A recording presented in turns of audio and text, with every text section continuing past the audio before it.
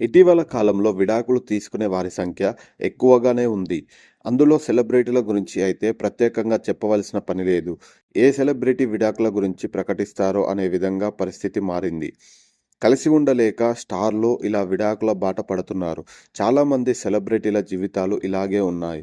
తమ లైఫ్ పార్ట్నర్‌తో రాజీ పడకపోవటంతో అత్తింట్లో గొడవలు, పెళ్లి తర్వాత కూడా కెరియర్ సాగించకపోవటం, పర్సనల్ టైమ్‌ను మెయింటైన్ చేయటం మొదలగు కారణాలతో సెలబ్రిటీలు విడాకుల బాట పడుతున్నారు.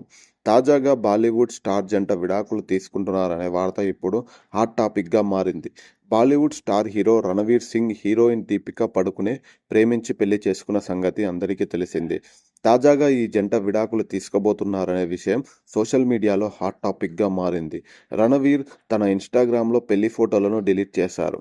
దాంతో ఈ జంట విడాకులు తీసుకోవటానికి రెడీ అవుతున్నారనే ఊహాగానాలు తెరమీదికి వచ్చాయి.